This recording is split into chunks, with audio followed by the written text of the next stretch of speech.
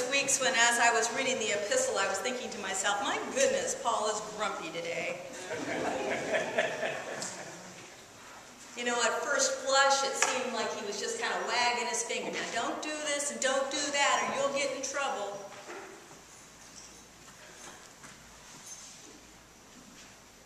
The people who lived in Corinth, the Christian community in Corinth, was a pretty urbane bunch of folks. Corinth being a port city with all kinds of folks traveling through it and all kinds of influences. And a large part of the Christian community were not of Jewish heritage. And they really felt like they were pretty cool. Pretty cool. They knew what was going on. And maybe they were a bit blasé, even, about their faith. The issue of idolatry comes up in this text as well as in it comes up in this text with reference to the desert as well. The Corinthians were tempted to idolatry in this sense, that it was a civic obligation, that in Corinth there were lots of gods and temples and places to worship, and, you know, it was just a nice thing. It was kind of like, you know, raising a pint at the Highlander Festival or something, you know. It was just kind of a way of being neighborly. It was part of the culture. It didn't necessarily mean you were a devotee of one of those gods. And there was also that little matter of making an offering to Caesar that was expected. And again, it wasn't like anybody really believed that Caesar was God. You just had to act like you did so Caesar would leave you alone. It was kind of like paying taxes. So those urbane Corinthians said, well, you know, what's the biggie? It's not real idolatry. We don't really believe that stuff.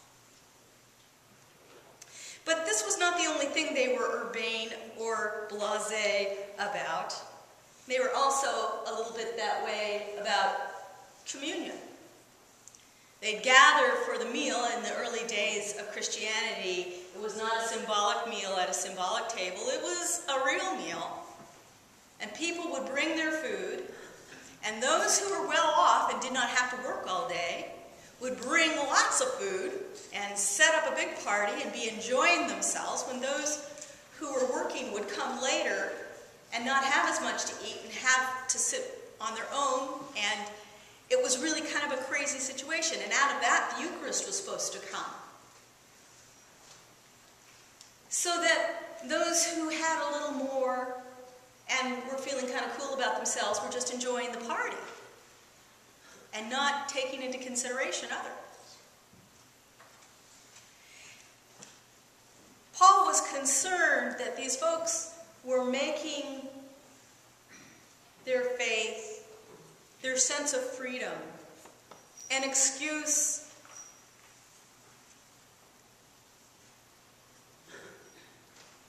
to just live as they pleased. That they were rendering communion into a social scene, that they were turning religion into comfort and entertainment. And he was challenging them because, as a Jew, he knew how deeply his people suffered and continued to suffer persecution from the Romans. And that Christian Jews were, even at this time, in danger in other places for choosing not to make offering to Caesar.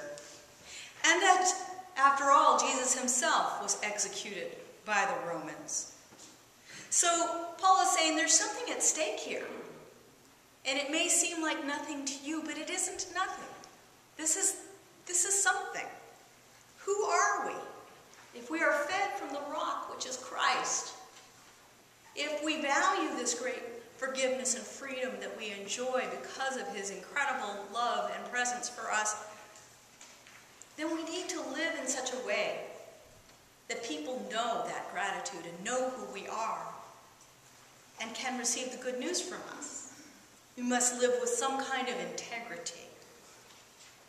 So he called on those Corinthians to link themselves with the people of Israel who had been delivered from slavery and led into the wilderness and made a golden calf and worshipped it.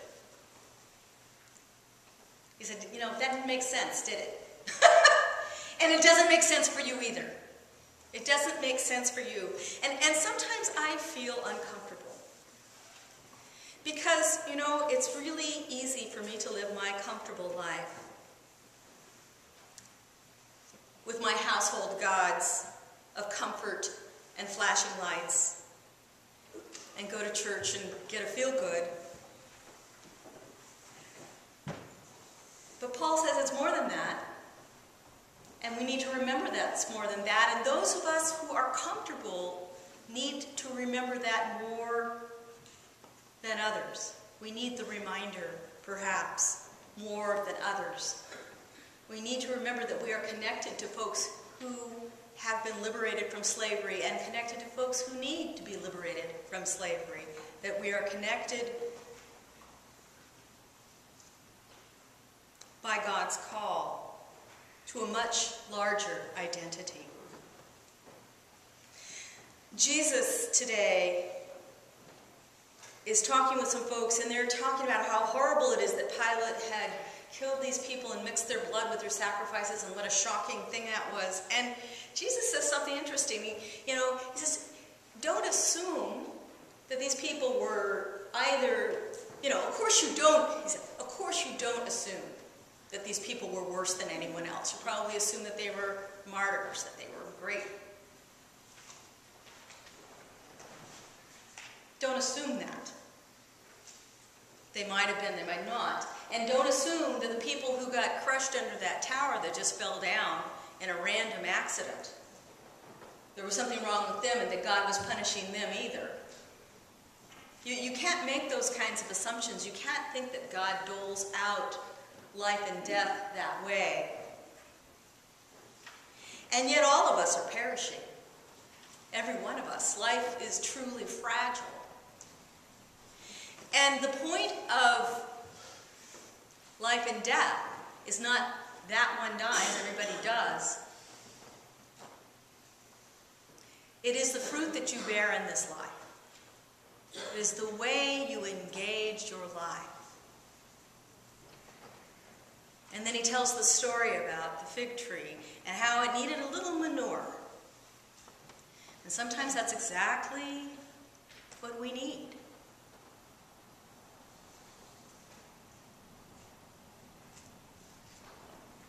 The call is to awaken to who we are and to bear fruit. We also heard today about a shepherd out in the wilderness who looks up on a mountain and sees a fire. And as he watches it, as the day goes on, the fire does not spread, nor is it extinguished. And he doesn't understand what this is, and he goes to investigate. And when he does, he comes to discover that he is standing on holy ground, and that there is a claim upon his life, and a call to go and gather a people, and to bring them to justice and safety.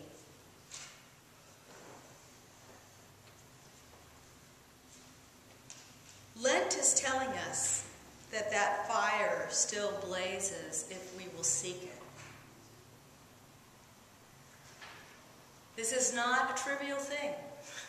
This is not a small thing, a thing to be taken for granted.